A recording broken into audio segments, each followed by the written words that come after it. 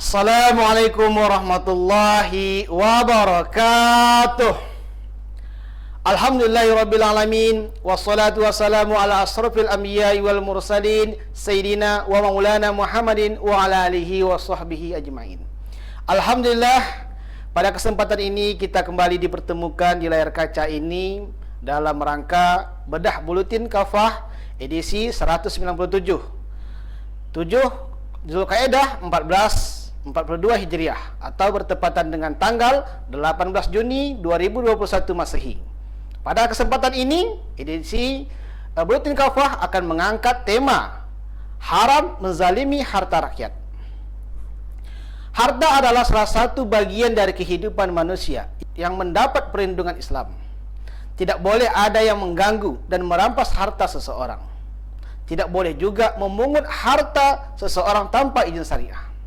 Bahkan negara sekalipun haram melakukan pemaksaan pungutan apapun dari rakyatnya, kecuali pungutan yang memang telah diakui dan dibenarkan oleh syariah. Namun, di dalam sistem kapitalisme sekuler seperti saat ini, berbagai macam pungutan pajak justru menjadi sumber utama pendapatan negara. Pajak dan berbagai pungutan lainnya tentu menambah beban kehidupan rakyat. Ironisnya, pada kondisi kehidupan yang sedang sulit sekalipun, seperti saat ini, pungutan pajak bukannya dikurangi atau dihilangkan, malah makin ditambah. Padahal, di sisi lain, negara tidak menjamin kesejahteraan bagi seluruh warganya. Islam melindungi harta. Di dalam Al-Quran telah terdapat larangan mengganggu dan merampas harta manusia tanpa alasan yang hak. Firman Allah Subhanahu wa taala dalam Al-Quran, A'udzu billahi minasyaitonir rajim.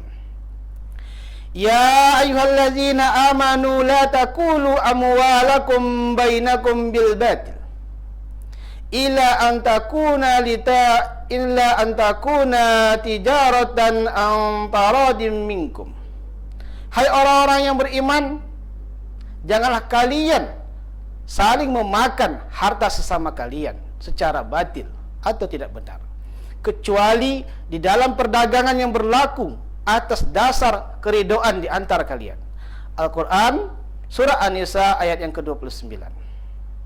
Dalam ayat ini terkandung pemahaman bahwa harta sesama manusia boleh diambil dan dimanfaatkan jika pemiliknya ridho, dan tentu harus sesuai dengan ketentuan syariah Islam, seperti jual beli, hibah, sedekah dan sebagainya. Qashab dan kezaliman. Terkait dengan Al-Quran An-Nisa ayat yang ke-29 di atas, As-Saidi di dalam tafsirnya menjelaskan, Allah Subhanahu wa taala telah melarang hamba-hambanya yang mukmin untuk memakan harta di antara mereka dengan cara yang batil. Ini mencakup qashab ataupun perampasan, pencurian, serta memperoleh harta melalui judi dan perolehan-perolehan tercela. Tafsir As-Saidi halaman 300. Qashab menurut kitab Al-Muhit Al-Fil Al-Lughah adalah mengambil sesuatu secara zalim dan memaksa. Menurut Dr. Khalid Al-Musaykih, qashab adalah menguasai hak orang lain, baik hartanya atau hak gunanya secara paksa tanpa alasan yang benar. Qashab bukan saja terjadi antara individu, tetapi juga bisa dilakukan oleh negara terhadap rakyatnya. Berbagai pungutan yang ada di luar syariah Islam, seperti pajak atas penghasilan, kendaraan, tanah, rumah, barang belanjaan dan sebagainya, adalah kezaliman karena tidak didasarkan pada ketentuan syariah. Inilah yang dimaksud Allah Subhanahu wa taala dengan firman-Nya, yang artinya memakan harta sesama kalian dengan cara yang batil. Melakukan berbagai pungutan atau pajak terhadap rakyat adalah kebiasaan para raja, kaisar, dan para pemimpin di luar Islam. Dulu para raja biasa memungut pajak dan upeti dari rakyatnya. Ada pajak atas emas, hewan ternak, dan juga budak. Pada era modern, negara-negara yang menganut ideologi kapitalis juga memungut pajak dari rakyatnya dengan lebih banyak lagi jenisnya. Pajak kendaraan, rumah, tanah, dan lain-lainnya. Sekarang direncanakan pula ada pungutan pajak atas sembako, kemudian sekolah, bahkan pajak para ibu yang akan melahirkan. Kebijakan inilah yang telah diperingatkan keras oleh Islam. Abu Khair radhiyallahu anhu berkata, Masalamah bin Maqlid, gubernur di negeri Mesir saat itu, menawarkan tugas penarikan pajak kepada Ruwafi bin Sabit radhiyallahu anhu. Ia berkata, sungguh aku pernah mendengar Rasulullah SAW bersabda, Inna ashabal maqsi finnar. Sungguh para pemungut pajak azab di neraka. Hadis riwayat Ahmad. Inilah realita kehidupan umat pada saat ini. Mereka dihadapkan pada kondisi hajat kehidupan yang ditelantarkan, sementara beban hidup semakin berat. Bahkan penguasa justru menambah beban kehidupan mereka dengan berbagai pungutan pajak. Berbeda dengan para khalifah yang menjalankan syariah Islam, mereka berusaha sekuat tenaga melayani kebutuhan rakyat dengan meringankan beban mereka. Pasalnya, mereka paham bahwa jabatan dan kekuasaan semestinya dijalankan untuk melayani rakyat sesuai dengan ketentuan syariah Islam. Pajak bukan sumber utama pendapatan negara.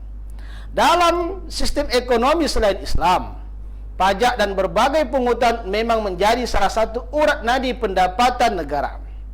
Seorang ahli pemerintahan barat, Arthur van der Leeuwen, mengatakan pajak adalah urat nadi pemerintah.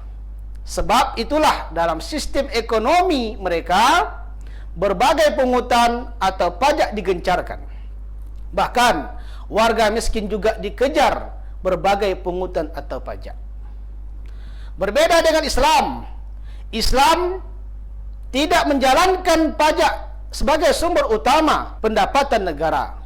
Islam telah menetapkan bahwa sumber utama pendapatan negara bukan pajak. Pasalnya, kas negara ataupun baitul mal dalam sistem pemerintahan Islam atau khilafah memiliki sumber pemasukan yang tetap seperti zakat, jizyah, kharaj, harta kepemilikan umum seperti tambang, migas, dan mineral, anfal, ghanimah, fa'i, khusmus, infak, sedekah, dan sebagainya. Sumber pemasukan ini amat besar dan mampu mencukupi kebutuhan umat. Tidak perlu pungutan batil di luar ketentuan syariah. Memang ada kalanya negara dibolehkan untuk memberlakukan pajak ataupun doribah. Namun demikian, konsep dan pelaksanaannya jauh berbeda dengan pajak pada hari ini. Pajak ataupun doribah dalam Islam hanya diberlakukan saat negara benar-benar dalam keadaan krisis keuangan. Sementara negara tentu membutuhkan dana segar untuk membiayai berbagai kebutuhan dan pos-pos pengeluaran yang diwajibkan atas mereka. Misalnya untuk keperluan jihad fisabilillah, membayar gaji pegawai, tentara, dan juga biaya hidup para pejabat. Juga untuk penanganan bencana alam serta membantu fakir miskin. Pungutan itu bersifat temporer, bukan pemasukan rutin dan permanen, apalagi menjadi sumber pendapatan utama negara. Ketika krisis sudah terlewati dan kas ataupun baitul mal telah aman, maka pungutan tadi dihentikan. Jadi pajak ataupun doribah di dalam Islam bukan merupakan pendapatan rutin dan utama negara seperti dalam sistem kapitalisme. Objek pajak di dalam Islam berbeda. Pungutan ini tidak diambil dari semua warga negara. Non-Muslim ataupun ahli zimah tidak dikenai pajak. Mereka hanya dikenai jizyah yang diserukan, yang disesuaikan dengan kemampuan mereka. Pajak di dalam Islam hanya dibebankan atas warga yang muslim yang kaya saja. Berkebalikan pada hari ini, banyak orang kaya yang menikmati fasilitas kemudahan hidup dari negara, semisalnya pengampunan pajak ataupun tax amnesty. Sebaliknya, rakyat kebanyakan kian ditekan dan diburu hartanya. Apakah para pemimpin tidak takut dengan doa keburukan yang dipanjatkan oleh baginda Rasulullah SAW untuk para penguasa yang zalim, yang mempersulit kehidupan rakyatnya? Sebagaimana doanya, "Ya Allah, siapa saja yang mengurusi urusan umatku, lalu ia menyusahkan mereka, maka susahkanlah dia. Siapa saja yang mengurusi umatku, lalu dia menyayangi mereka, maka sayangilah dia." Hadis riwayat Muslim.